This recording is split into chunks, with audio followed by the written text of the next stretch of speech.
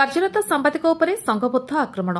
ଜଗତସିଂହପୁର ଜିଲ୍ଲା କୁଜଙ୍ଗ ଥାନା ଅଞ୍ଚଳରେ ଆଜି ଜଣେ କାର୍ଯ୍ୟରତ ସାମ୍ବାଦିକ ରମାକାନ୍ତ ଦାସଙ୍କୁ ଚୋରା ମଦ ବେପାରୀ ସଂଘବଦ୍ଧ ଆକ୍ରମଣ କରିଛନ୍ତି। ସେ ମଦ ବେପାରୀଙ୍କ ବିରୁଦ୍ଧରେ ଏକ ଖବର ପରିବେଷଣ କରିବାରୁ ଆକ୍ରୋଶମୂଳକ ଭାବେ ତାଙ୍କୁ ବାଲିଦୁଠ ବଦବୁଦା ଗ୍ରାମର ସୁଶୀଲ ବେହେରା ଓର ବୁଦା ଓ ତାର ସହଯୋଗୀ ମାରଣାସ୍ତ୍ର ଓ କୋଦାଳ ବଣ୍ଟରେ ଗୋଡ଼ାଇ ଗୋଡ଼ାଇ ପିଟିଥିଲେ।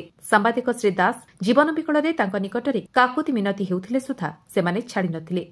ଏମିତିକି ଜଣେ ଅଭିଯୁକ୍ତ ଭୁଜାଲିରେ ହାଣିବାକୁ ପଛାଇ ନଥିଲେ।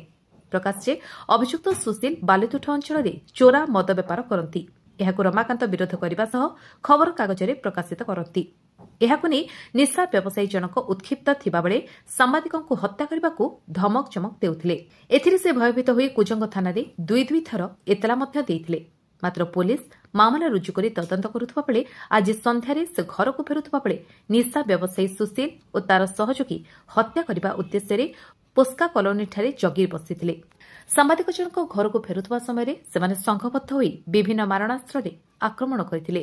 ଏଥିରେ ସେ ଲହୁଲୁହାଣ ହୋଇଥିବା ବେଳେ ମୁଣ୍ଡରେ ଗଭୀର କ୍ଷତ ଲାଗିଥିବା ସହ ଗୋଡ଼, ହାତ, ଛାତିରେ ମଧ୍ୟ ଆଘାତ ଲାଗିଛି।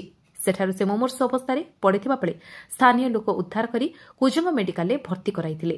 ମାତ୍ର ଅବସ୍ଥା ସଙ୍କଟାପନ୍ନ ଥିବାରୁ ଡାକ୍ତର କଟକ ବଡ଼ ଡାକ୍ତରଖାନାକୁ ସ୍ଥାନାନ୍ତର କରିଥିବା ଜଣାପଡ଼ିଛି।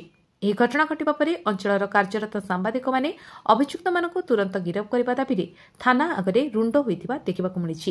କୁଜଙ୍ଗରୁ ମନୋଜ କୁମାର ଜେନାଙ୍କ ରିପୋର୍ଟ, ବିଶ୍ୱବିଜୟ ନ୍ୟୁଜ୍ ଓଡ଼ିଶା।